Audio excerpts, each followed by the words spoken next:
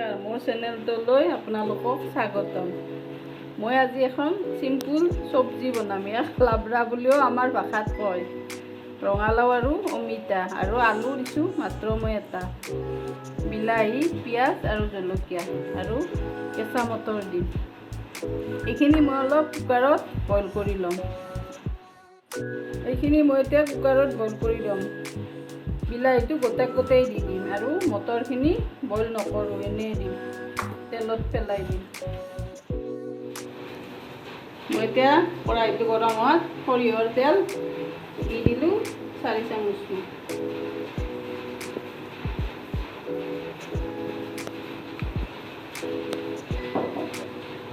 ইয়াত মই জিৰা শুকাই থৈ দিছিলোঁ ৰ'দত, এয়া ধুই পেলাই শুকাই থৈ দিছিলোঁ, এয়া দি দিলোঁ জিৰা মই আধা চামুচ মানে দিলোঁ।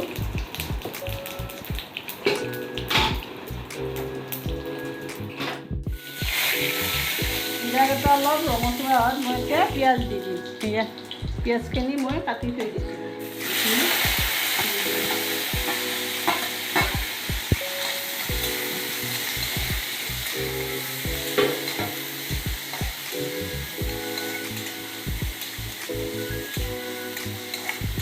পিঁয়াজখিনি অলপ ভাজি লওঁ, অলপ ৰঙচুৱা হোৱাকৈ পিঁয়াজখিনি ভাজি ল'ব লাগিব। চব্জিখিনি যিহেতু বইল কৰিয়ে লৈছোঁ, 2টা চিটি মাৰি লৈছোঁ। চিটি 2টা মাৰিয়ে মই ঠাণ্ডা কৰি দিছোঁ, নহ'লে অমিতাখিনি আলি হৈ যাব। সেইকাৰণে 2টা চিটি মাৰিয়ে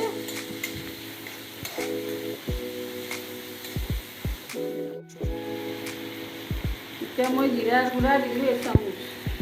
পিঁয়াজখিনি ভাজাৰ লগতে জিৰাখিনিও ভাজি ল'লোঁ। বেলেগ মছলা আৰু নিদিলোঁ।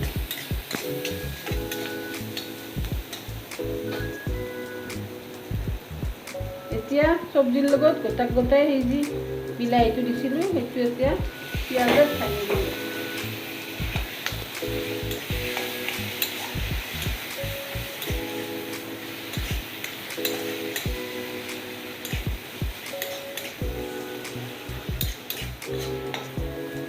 দুপৰীয়া অলপ হাই ফ্লেমত দি দিলোঁ। এতিয়া পিঁয়াজটো, বিলাহী আৰু পিঁয়াজখিনি অলপ সোনকালে ভজা যাব।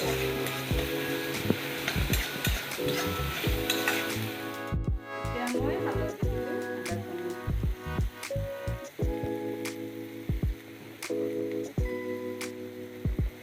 নিমখ দিলোঁ সোৱাদ অনুযায়ী, আপোনালোকে যিমান খায় সেইখিনিয়ে দি দিব।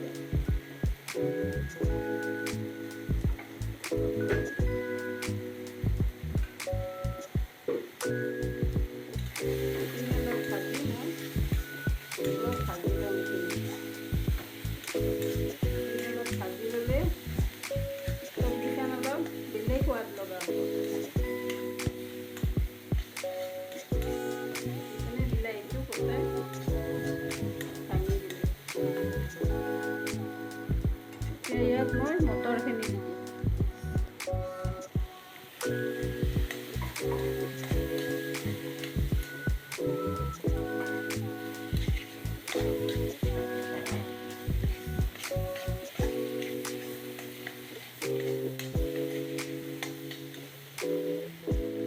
আৰু এই 2টা চিটি মাৰি লৈছিলোঁ চব্জিখিনি, এইখিনি এতিয়া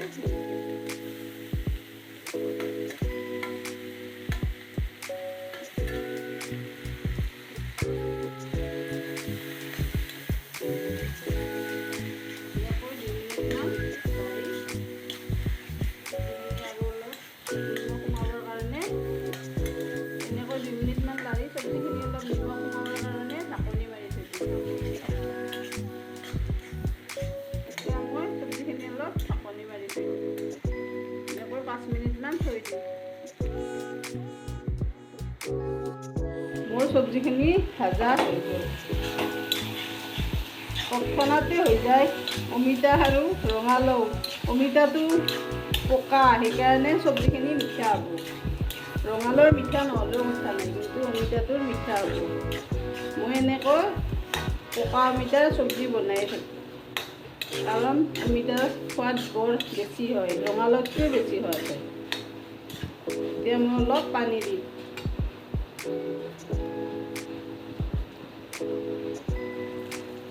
অলপে দি দিছোঁ পানী, বেছি দিয়া নাই। আৰু 2 মিনিটমান উতলোৱাৰ পিছত মই নমাই থৈ দিম। এয়া দেখিছেনে চব্জিখিনি, অমিতাকেইটা চব আদি হৈ গৈছে। আমাৰ ভাগাত যিবিলাক ল'ৰা ছোৱালীয়ে চব্জি নাখায় তেওঁলোকক এনেকৈ বনাই দিলে পাও ভাজিৰ দৰে ৰুটিৰ লগত খাব। চাবচোন আপোনালোকে বনাই দি। এয়া মোৰ হৈ গ'ল চব্জি।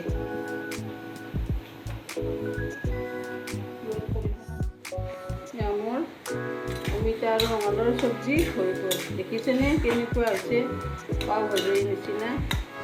এয়া ৰুটি দিও খাব পাৰিব, বহুত সোৱাদ লাগে, খাই চাবচোন আপোনালোকে। এতিয়া মই ইয়াত চাৰ্ভ কৰি লওঁ। দেখিছেনে কেনেকুৱা হৈছে। অমিতা চব্জি বুলি গমেই নাপায়, ৰঙালাওৰ চব্জি বুলিয়ে গম পায়।